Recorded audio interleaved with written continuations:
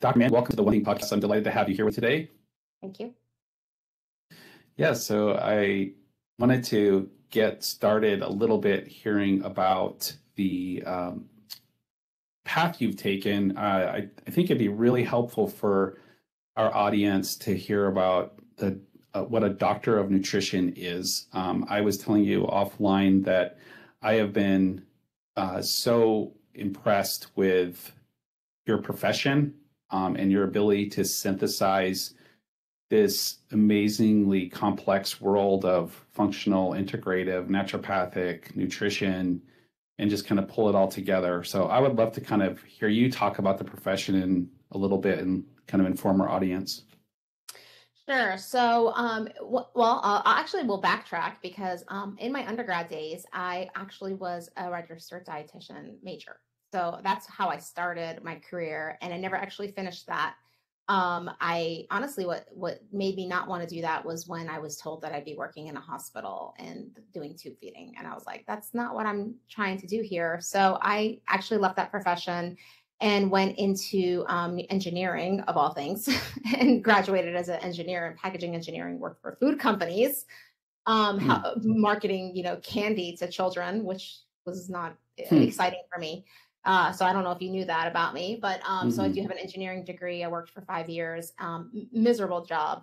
And I think what really initiated me to follow this career was my own health issues, honestly. I've always been interested in nutrition, but primarily from a weight loss perspective, because most of my life I struggled with my weight. Really just one of those girls who always felt like if I even ate a slice of pizza, it was going directly to my hips kind of situation. So that kind of got me into the fitness nutrition, and I started teaching fitness classes. I'm a fitness instructor, still do fitness instructing. And then I started to do more of the fitness nutrition. I got certified in that. And that was interesting for me, but it wasn't until I was diagnosed with IC, probably we're looking at 13 years ago now, is when I really started to want to dive a little deeper into the biochemistry of my illness and understanding where things went wrong. I wanted to know the physiology, but mostly the biochemistry and how I could reverse it naturally, because the only thing that they were offering me was obviously, medications and surgery. And I wasn't at that age. I was so young. I was like, this isn't the life that I was expecting I was going to have to live. And so I feel like that's where, I went back into nutrition, so I already had the background as the dietitian, but I went back and it was clinical nutrition that I really want to get into. I didn't want to just do meal planning. I didn't want to, and I don't want to say that that's all registered dietitians do, because they do some clinical nutrition as well. It's just that was when I was in college, that's what they were teaching me. And so when I went back and started to study the clinical nutrition piece of it, was really what I was like, this is what I've been looking for. That's where the doctorate is just basically, it's a doctorate degree in clinical nutrition. So you can have a master's degree in it, which is what you need, the minimum of master's degree in order to get the certification through it's called the Certified Nutrition Specialist, CNS. You have to have a minimum of masters, but I decided, because I already had a master's in biology, because I went back and got a master's. So I went and said, well, I'm going to go ahead and move forward into this, and got the doctorate. So. Yeah. So I think there's a famous quote that the doctors of our future will be prescribing nutrition, and actually you are, I guess, the doctor of our future. It's here now. It's and I know you're not considered like a medical doctor or what have you, but it's just really interesting that we're here. And when I hear some of the conversations that doctors of nutrition are having, you're doing really deep work. It's not just putting people on a diet. It's so much more. Yeah, absolutely. Because, what I realized was diet was highly individualized. I learned that the hard way with weight loss, because there was just, people were, certain diets that were supposed to be great for your weight loss efforts weren't working for me. And I didn't understand why. Now looking back, I know why. Now I kind of understand that my physiology, my biochemical pathways are very unique to me. And that's what I really like about this field. It does really help you uncover, each individual's unique needs within their own body. Yeah. Yeah. Okay. Well, I'd love to frame our conversation a little bit more because we're coming to you today, seeing you as such an expert in this area of IC, interstitial cystitis. I think it's important for us just to kind of go into an understanding of the genitourinary system, just like an overview of how things normally are in the system, and as far as like frequency of urination, what would be kind of normal, and what the environment usually is like, and then contrast it to someone with interstitial cystitis. I think that would be a really good way to start our conversation. Okay, well, everybody uses the bathroom, everyone urinates. The bladder is a very important expiratory organ. And I think for a long time, medicine thought that the bladder was sterile, but now we know it's not. And I think that's really important to understand that we have a lot of new technology over the last 20 years with some of these, different PCR and whole genome sequencing, and they have realized that there is actually a microbiome in the bladder. So a lot of the diagnoses of urinary tract infections and how they did it with culturing is very outdated. I always use this example with my own patients because, sometimes a patient of mine will tell me, oh, I had intercourse and I got the UTI from that. And I always have to throw this back at them. That's not the reason why you got the UTI. Think about a baby who wears a diaper and they're sitting in their dirty diaper all day long. How come they don't get a UTI? And then when I tell them that, they're like, oh yeah, because it's like, they're sitting in their poop, right? So, if it was that easy to get a UTI, then they would be getting UTIs. And so I think that's where, I have to frame the conversation around dysfunction in your immune system. And there is definitely a very strong link to the GI tract and the bladder epithelium because they're connected. So, and they're very, very connected. In fact, I had written a paper in my doctorate that I was actually working with microbiome labs, and we were putting some information together. And I had found that the vaginal microbiome is actually very strongly tied to the bladder. So when they look at the genome sequences of the bladder bacteria, even though the population of bacteria is less in the bladder, they're there, but they're less. They're very similar to the vaginal. So there's definitely, I always say there's something went wrong with the gut and affected the vagina, and then now it's affecting the bladder because the lactobacillus that seeds the bladder are actually coming back from the vaginal area. So if we don't have the lactobacillus, which obviously happens to a lot of women postmenopausal because of estrogen, lactobacillus species tends to decline. You notice postmenopausal women are also more susceptible to UTIs. So that's part of it. And then there's pH, vaginal pH. There's, sometimes that's off. And so then they end up getting these pathogens like Gardnerella is one of them that they tend to get a lot. And I think that also affects the bladder as well. So I think personally, I would say from what I'm seeing with all the information I'm getting from labs and just meeting all these people with bladder pain syndrome, and I see that the underlying problem I truly believe is coming from the GI tract. Yeah. Okay. Yeah. Interesting. And that's helpful because I think we have a foundational understanding and access to information from the GI tract that much more so than we do from the bladder. Like it's easier to see what's going on in the GI tract for us and learn about it. So that's really helpful.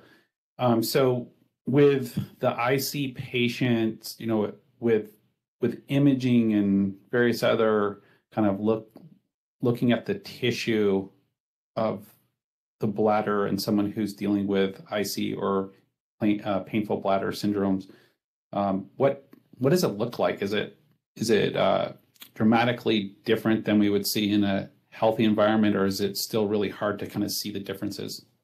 Most of my patients have very normal, when they go to the urologist, very normal bladder in imaging.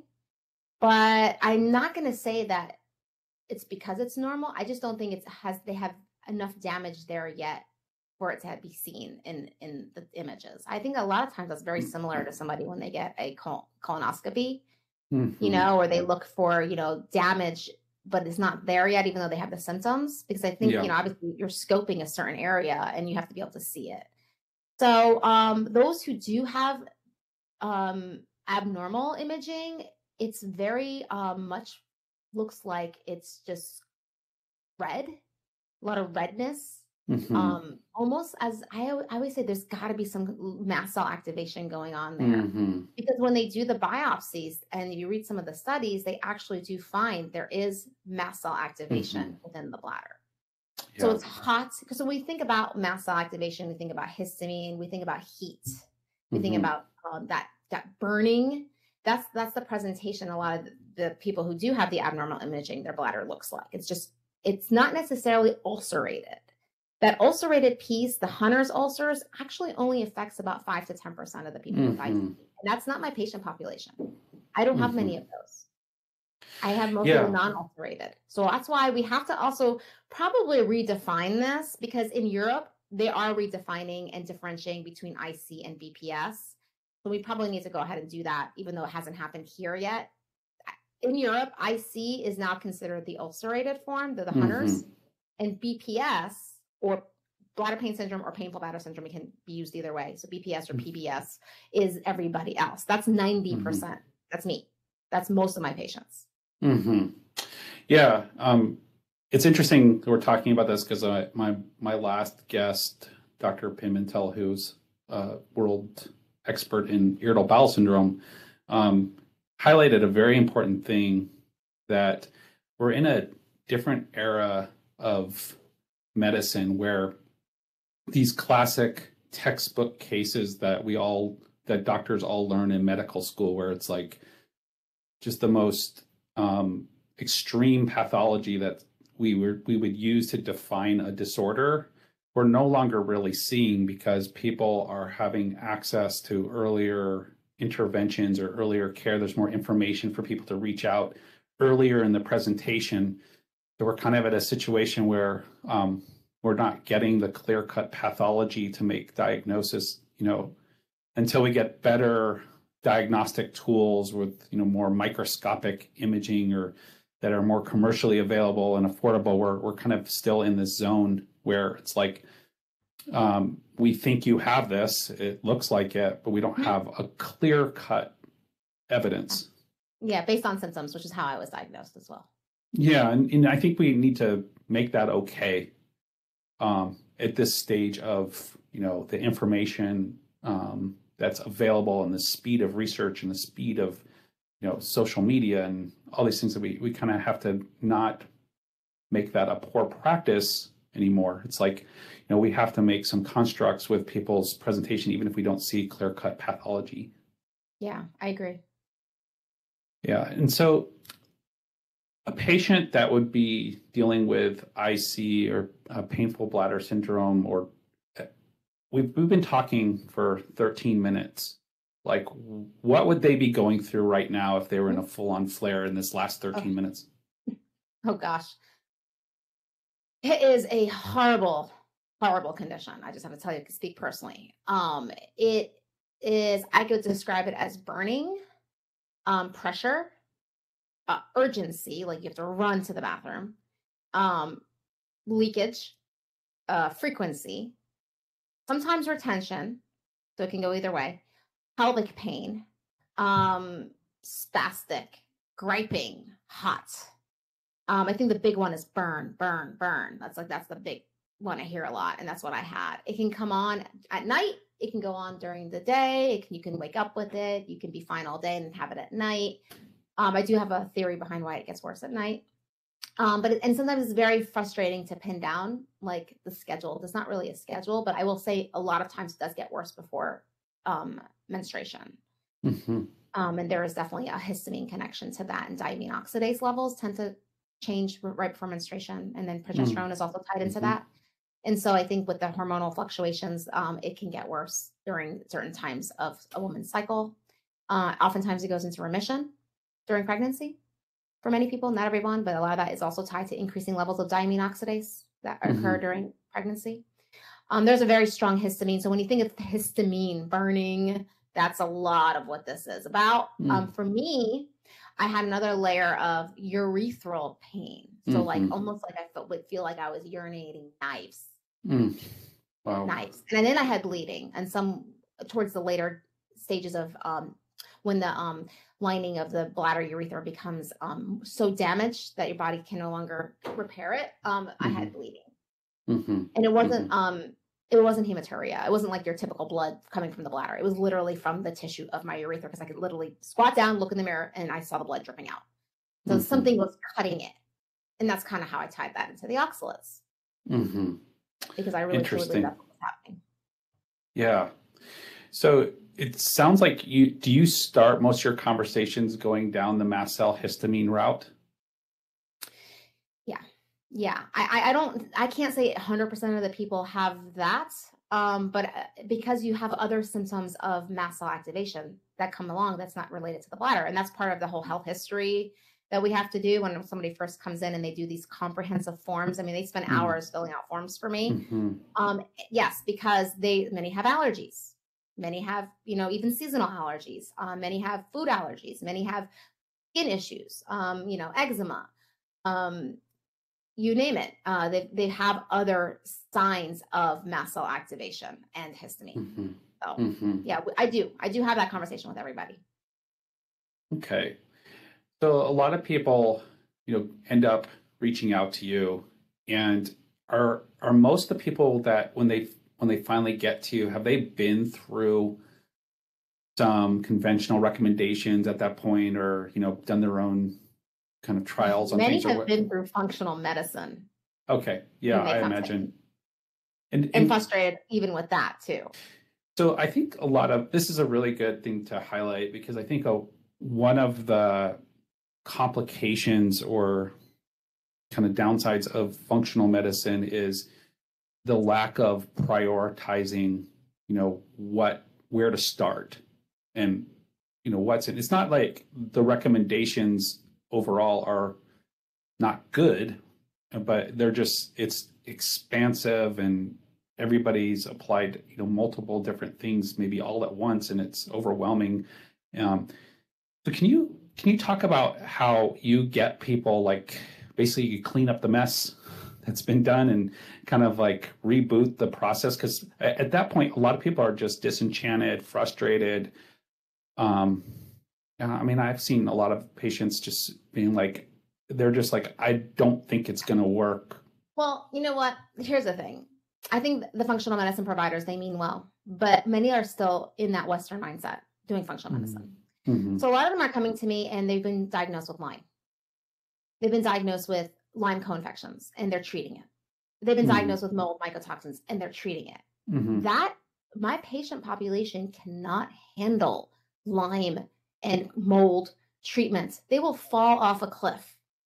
They're not strong enough for that. And so I always tell people, we're not going to do that. We're going to build you back up. Build up your resilience using nutrition therapy. That's really what it boils down to. And when I say nutrition therapy, it's not just the food, because the food it's available, unless you have your own farm and you're growing your own garden and you have your own animals to kill, it's not very good quality either. You know what I mean? So it's going to have to be, and I always prepare people, you're going to be taking supplements. There's no way around it. Unless you like live on a farm and you are totally in control of what's going on your plate and you're not overcooking things and you're picking them fresh. Because, by the time food is actually on our plate and it's cooked, it's probably lost 50% of its nutrients. Then we overcook it and we damage it. So that's where I always prepare people, you're going to be taking supplements. But yeah, I think that's where it boils down to. We have to build you back up before you go after. And a lot of times, a lot of these infections, they resolve themselves once your immune system is starting to function better. So why go after the mold right away? Because then they end up having the Herxmeyer and the die-off symptoms, and then they can't even function. And I'm like, I'm trying to improve your function. I don't want to make you feel worse. So I think that's where the problem is. I like that. Yeah. One of my mentors, Dr. Lisa Altschuler, really promotes that approach too. It's like when someone's unwell, there's so much already stripped down and things being taken out, and it's a very sort of aggressive, dismantled state of the body. And if you, like you said, if you're spending time nourishing and building up and getting and strengthening, versus, further pulling things out or further disrupting the system, it makes a lot of sense, especially if histamine and mast cells are underlying this, right? Because like the nature of a mast cell is alarm, something's wrong, right? Cell danger.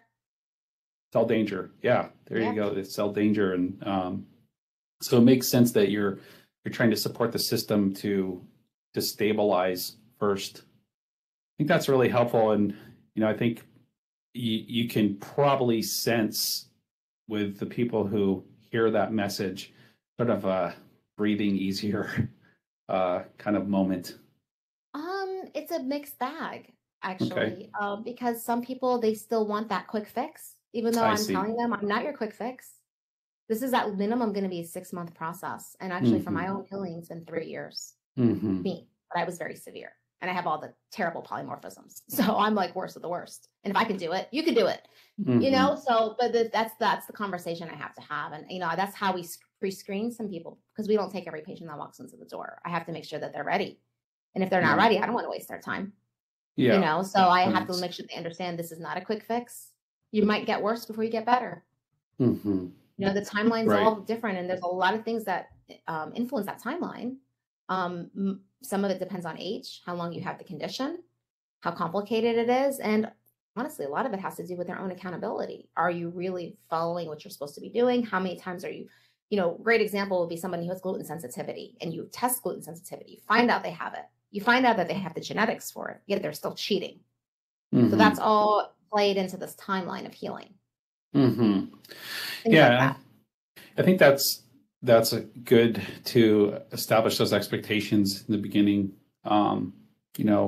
versus like telling someone it's like a 4-week program or what have you, and things will turn around. It's just really setting realistic expectations about the process of healing something as complex as this. And, I do think if people get there and they're willing to do that, flow medicine can really, really pay off down the road. And when I say slow medicine, I don't mean it's like, you're not doing advanced, innovative things. It's just that realizing that it's going to take some time and being engaged in that process. I hope one day we can actually marry the two together, where you have the nutrition and whatever innovative, there's tons of innovative things that are coming out, peptides, for example.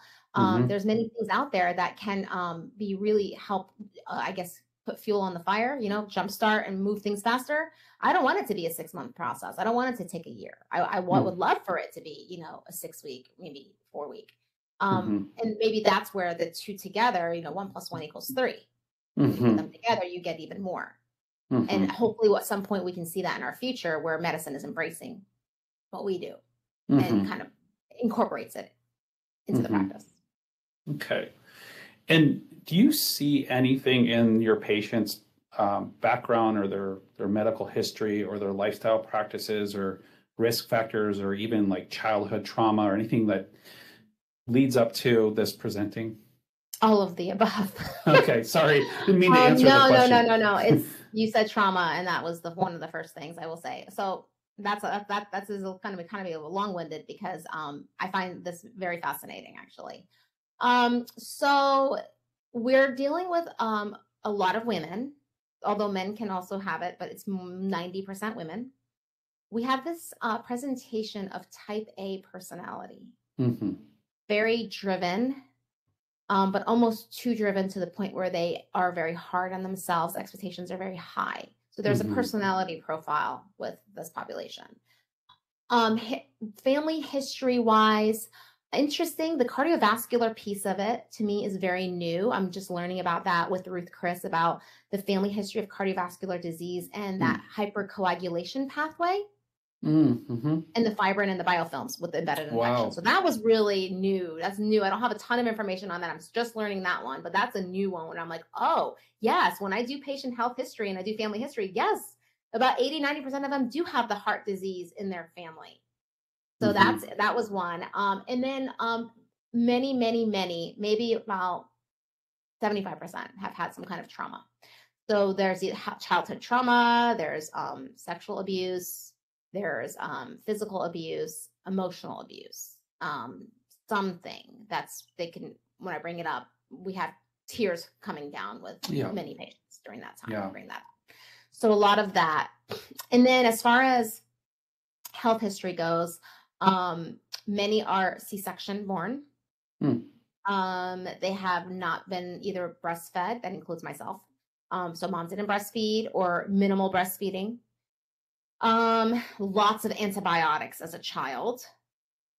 So, my generation, that's what we did. If you got sick, you were given an antibiotic. That was normal. So those penicillin, bubblegum flavored, that's, I always ask people, how many times do you think you've been on an antibiotic? And so many times. A history of strep throat. Many have had ear infections, tonsillectomy, that whole childhood. But that all plays a role in a disrupted microbiome. Sure. So all of that. And then also, sorry, the C-section I thought was really interesting too, because, that seating, the vaginal seating is so important during birth. And you miss that opportunity when you do a C-section. Right. Yeah. What about atopic kind of history? I'm not quite sure if you were alluding to that, but like eczema, allergies, the kind of whole triad. Yeah, not everybody. But yes, many of them have either environmental allergies, they've had skin issues, even food allergies that they know of. But not everybody knows, because sometimes with the food allergies, they haven't tested it. They kind of feel like they might have an allergy to something. Definitely, but not everybody. I think that might be more 50 to 60%. Okay. And you mentioned temperament, like type A personalities. What about others, like aspects of temperament, like sensitive, introverted, any of those kind of flavors to the population? Most of my patients are very, very charming people, very charming. I say I could be friends with all of them. I literally can. I honestly feel they have this very strong affinity for people. They're people pleasers. I see. Yeah, it's really interesting. I don't see the introverted piece as much, but I think maybe they're extroverted introverts like myself. But definitely very outgoing, very yeah, I guess that's how I can explain it. I think that comes from that type A personality, because they really do, they're very driven, very, very driven people. And, honestly, very knowledgeable. When they come to me, they know so much already from their own research. They just try to put the pieces together. Yeah. Yeah. Yeah. It's interesting, with, I think everybody has to be ready to confront the trauma piece. And it's definitely something that, a practitioner can't force upon someone, to go there, because it can be very disruptive in itself. So I think there's a way of bringing it up with your practitioner and exploring it and starting the process. But in my experience, I would echo that the people I've seen have had some type of patterns of trauma, chronic patterns, not necessarily just like a single event, but like a chronic pattern in their life, or certain trauma. And it makes sense from stress, HPA access standpoint. It makes sense from a standpoint also of like just mast cells being on alert. Yeah. And also a disrupted immune system. Right. Yeah. Good point. Yeah. So since the gut is a foundational piece of what we think is driving it, can we walk through a little bit of how that might be happening? Just in your mind, when you're reverse engineering sort of, I'm happy to know that you're an engineer, because it gives me an insight of how you think. I was raised by an engineer, so it's something I was innately trained to think this way. But like, if you were to reverse engineer, how the gut might be involved with creating this inflammatory environment. How would you see it happening, or you probably know, but I would just love to hear kind of how the models you use in your brain to think about the connection. Well, considering that many of the patients, and honestly, Americans have been exposed to things that damage our microbiome. Mm-hmm. So again, going back to if it's starting from birth or whether it's throughout our life or even just eating the food here, Mm-hmm. like the pesticides, we have to think about restoring homeostasis from that perspective. And it's not an easy thing to do. And it's also not necessarily going to work for everybody, depending on how much it's done, how much damage is done. I mean, you probably have heard about these fecal transplants that people have to do have really serious conditions. I think that's a last resort, honestly. So I have to first find out from their history where it's been, what you've dealt with. What does your diet look like? Because 9 times out of 10, they're not getting enough fiber in their diet to promote good bacteria. I don't do stool tests on everybody. I used to. I used to use the GI map, and I just didn't find that helpful for a nutritionist. I felt like that was more diagnostic. You want to go on some kind of medication, and it wasn't giving me functionality. But the stool test that I have done, BiomeFX, through Microbiome Labs, which is more a functionality test, I have seen some very interesting things, and just some things as simple as too much protein, not enough fiber, not enough plant-based foods. Now, that's tricky, because then you have to think about the oxalates. So I think it's a web. Okay, it's all a web. And I think what happened was, you had the childhood health history, disrupted microbiome, reduction in lactobacillus, because they're very sensitive to antibiotics. You get the gut inflammation, damaged bladder epithelium, leaky gut, intestinal permeability. And then comes the other issues.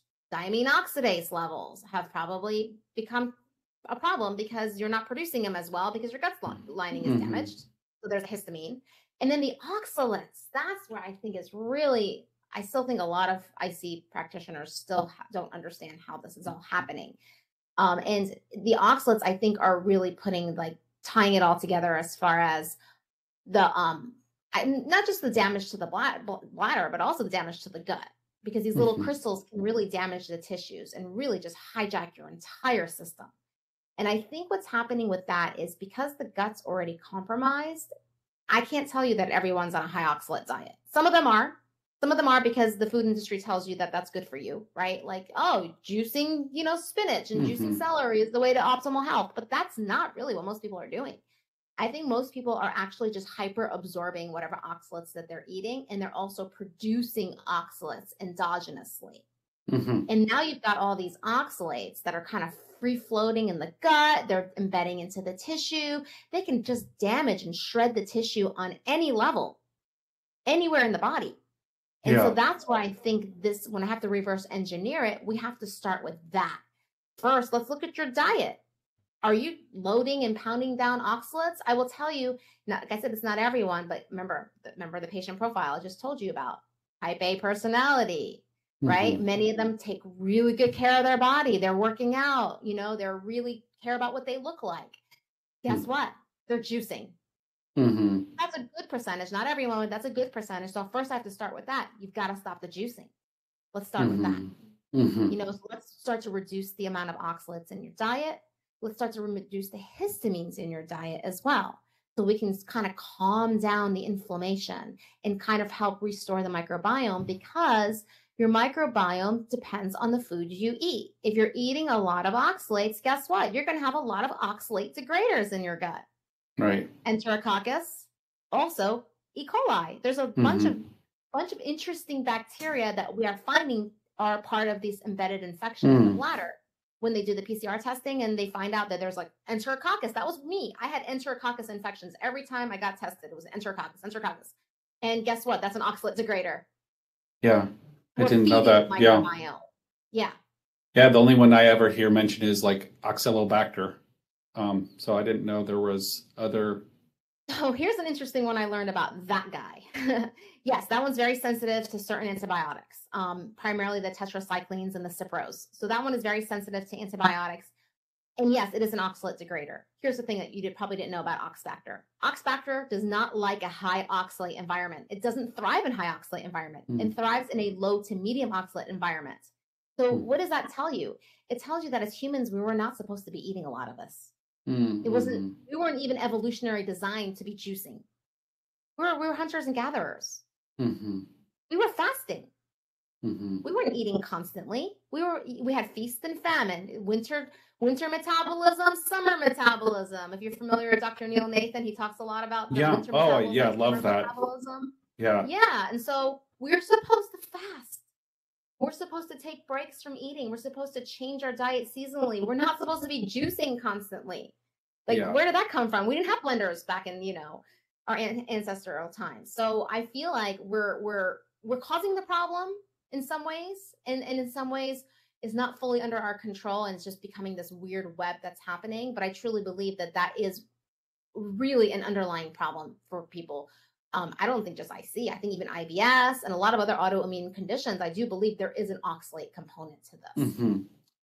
You were saying when we were talking offline that you are starting to really understand genetic risk factors as far as polymorphisms that set up someone at risk for issues with degrading oxalates. Mm-hmm. Yeah, so not necessarily, no. So the oxalate piece of it, interestingly, is not that endogenous one where you have the type 1 hyperoxaluria. Mm-hmm. That's a very small percentage. That's not really everyone. It's maybe about, as far as my patients go, 10 to 15% have a SNP in that, a SNP, whether it's 1 or 2 copies.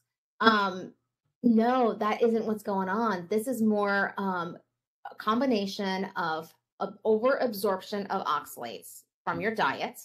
So either, and this is why this is so individualized, right? It just depends on each patient. So it could be somebody who, some of my ladies who have been juicing for, 5-10 years, trying to manage their weight or trying to stay healthy. Okay, that's problem number 1. Problem number 2, we have the gut problem where they're overabsorbing any oxalates because they're not metabolizing their fat appropriately, right? Think about it. You probably see it in clinic. How many people have poor fat absorption? They're not producing enough bile. Maybe they have their gallbladder removed. Maybe they have poor lipase, just their digestive enzymes because of the gut damage. So they're not breaking down their fat. So what happens? The fats create soaps in the gut, and these soaps tie up all the minerals that are supposed to bind up oxalates to help excrete them. But now that's not happening anymore because you've got them tied up by these fats. And so the oxalates kind of sneak in and they kind of pass through and get absorbed more readily because of this problem. So that's another issue. It's a lot. It's a lot going on. And then as far as SNPs go, the only one I can say that might be related to oxalates or related to the immune system that I see a lot could be the IL-6, interleukin 6. Depending on how many of the polymorphisms they have there. That interleukin 6 is very strongly, the inflammasome oxalates can really push that inflammasome pathway, and that's the IL-6. And so then we're having that whole mast cell activation that way. So you have oxalates, IL-6. If you have a SNP or you have several SNPs, then boom, we're more likely to go down that. Okay. Well, before we leave the oxalate conversation, I just want to comment or ask a question. Does the pushback I usually get when I hear about people, sort of confronting a potential oxalate issue is like, I don't want to be a carnivore diet. I don't want to go on a carnivore diet. I agree. Is that sort of like an extreme version of a low oxalate diet, and there's something more in the middle? There is definitely something more in the middle. I did want to mention just 2 more SNPs. I was just thinking when you just brought this up, sulfation. So we do have a lot of people who have the sulfation. That's another issue with oxalates because sulfur exchanges with oxalate directly. Okay. The less sulfur you have, the more oxalates you're going to absorb. Wow. So that's an important one. And then the last one is the PON1, which is the glyphosate piece. So glyphosates, I don't know if you know this, your Roundup, the glyphosate can actually convert to oxalates because it ties up your glycine as that glycine substitution, and now you're not gonna have the glycine available to metabolize your oxalates, and so the glyoxalate becomes oxalate. So there are other things going on there. But back to your question on the carnivore, I do not promote the carnivore diet. I think going back to gut health, you're asking for a disaster in your microbiome. Again, so with the biome effects, we have 2 areas you can look at: proteolytic fermentation and saccharolytic fermentation. So saccharolytic is your carbohydrates and your fiber. Proteolytic is your protein. And this is going to get me chastised by the carnivore community. What I'm about to say. But I'm okay with this. I'm okay with this because, you know, I have a lot of carnivore people who follow me. Yeah. And they think I'm a carnivore dieter. I'm not. Yeah. But I think they think that because they think low ox means carnivore. No, that's not what it means. It means being really strategic at the types of plants and making sure that you have what's called diversity in your diet. So what I have done is I've taken Deanna Minich's rainbow diet. I don't know if you know Dr. Deanna Minich. Yeah.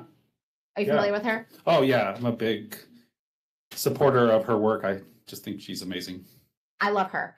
And she had the rainbow diet, and which I thought was fabulous. I'm like, this is great.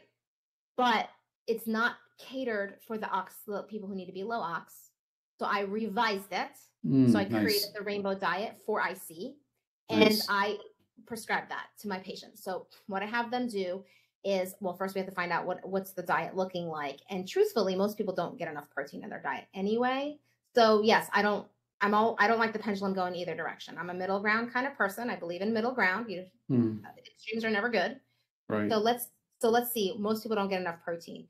So we do initially increase their protein intake. We do. Why? You need amino acids. The amino acids are important for your immune system. Okay. So we have to increase the protein. So what I've done is I've taken the rainbow diet and I have people draw the plates, and we'll do the plate where about half of the plate we'll just do the lean protein. So that can be chicken, fish, which most people don't get enough in their diet. For sure. Yeah. Omega-3s are down. Yep. So we have to get the fish, the chicken, grass-fed meats, organ meats when you can, although I have mixed feelings about the organ meats.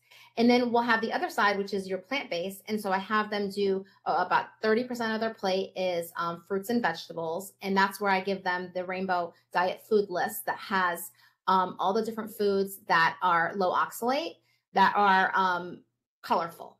So what I have them do is I give them a tracker, and they have to track how many colors they're eating at each meal.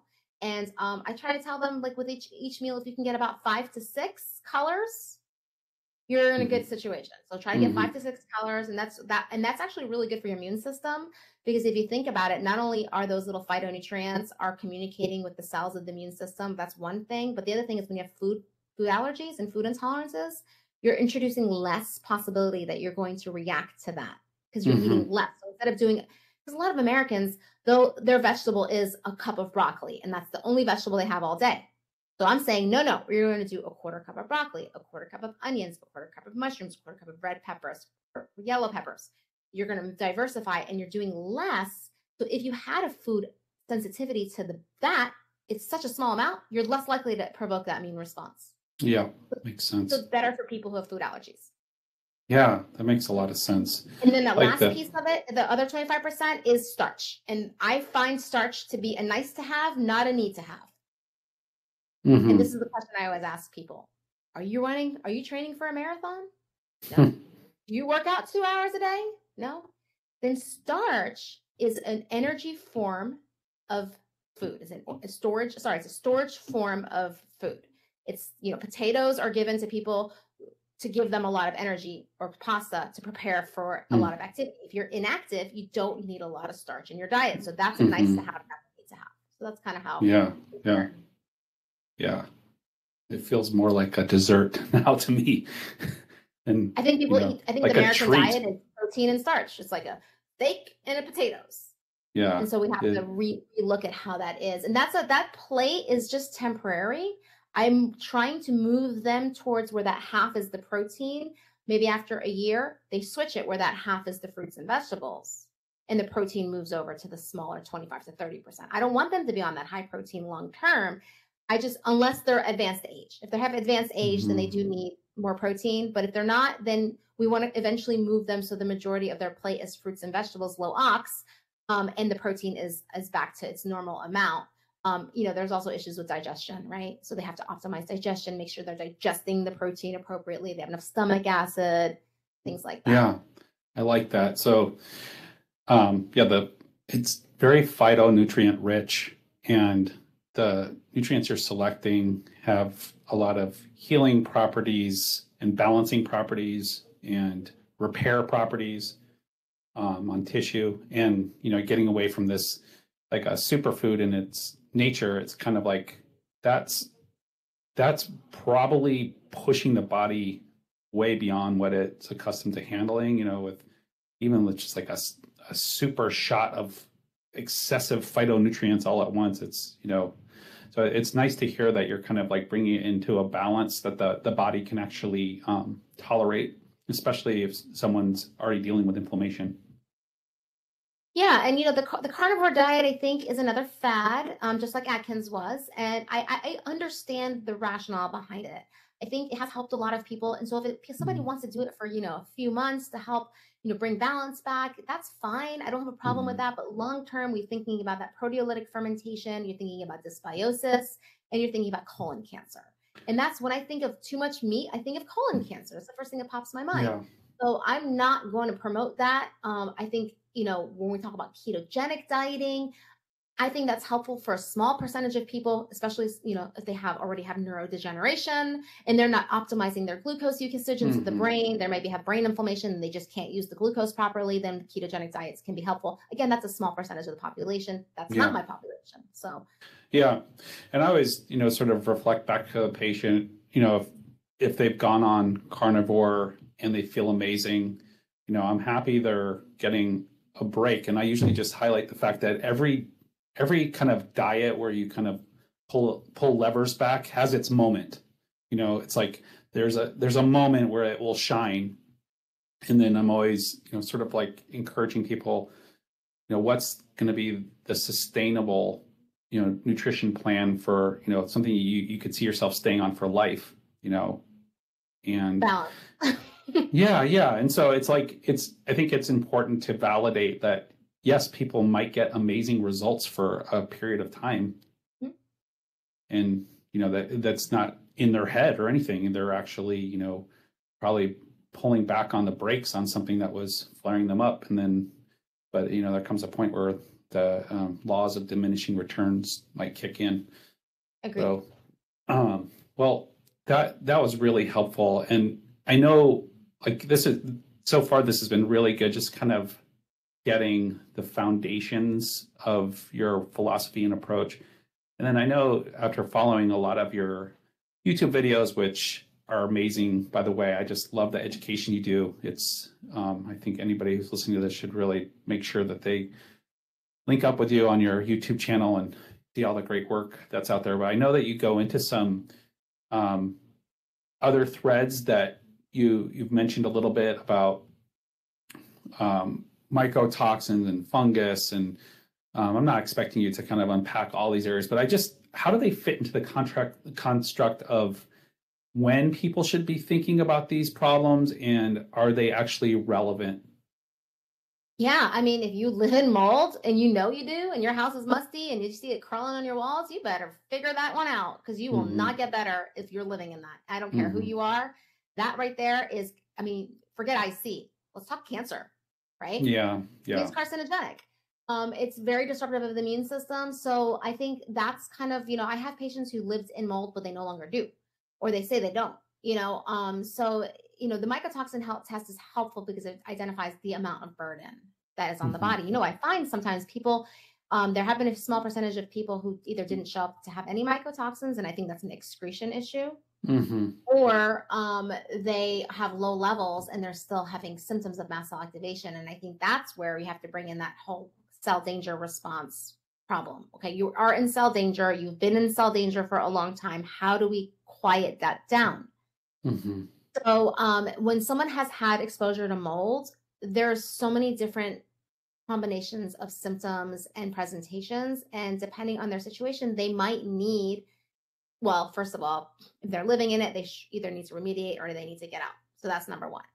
Number two, if there is actually mold and they're high and they also have it colonized in the gut, which you can do some testing on to see, it may need to be treated, with, gentle antifungals, I say, as later on, after we've built up the immune system and we've done the foundational work. And I always say, you don't build a house on a weak foundation. You build a house on a strong foundation. So let's build up the foundation. And then as the pyramid goes up, you can do mycotoxin, you can do mold detox at the top. And there's herbs they can take There's drops, there's herbs, there's different antifungals that are natural that they can do. Mm-hmm. And then the other piece with that mold is, well, if you're in cell danger, and even if you treat the molds, why are you still inflamed? Well, then that's when I have to recommend other modalities that are not nutritional, such as frequency specific microcurrents or EMF or peptides. There's different things out there. Now, peptides, I can do peptides. We could obviously do that as a supplement, but sometimes people like to do the injections. So I do have to refer out depending on what I find sometimes in the later stages. That makes a lot of sense. So I think we've really done a great job today, just really starting foundational work. And I think this is hopefully the start of future conversations on the podcast with you, because I think there's just so much to share. And down the road, as you're continue to go deeper into these topics and learning more and more, how would someone get started working with you, or at least kind of get in touch with their work? I know I'm going to be putting some links in our show notes, but I'd just like to kind of hear what you're up to right now. Are you doing anything specifically or special that people should know about? So I'm still, I do take on patients. I did just accept a position at a college to teach nutritional biochemistry. So I do teach also part-time as an adjunct, which I love. I think education is, I always tell my patients, you're also going to feel like you're going through school when you're working with me. Because, the word doctor means teacher. Right. Yep. Right. It comes from the word to teach. So if I haven't taught you something, when you've come out of here, I didn't do my job. Yeah. So that's part of, the experience of being with IC Healers. You also get a lot of learning and education. And yes, we are accepting patients again in January. I did close my practice down in December. Just got real busy. And so we are accepting that. And also, I do have an IC Healer course. I don't think a lot of people know about it. It's on the website. It's a self-healing course.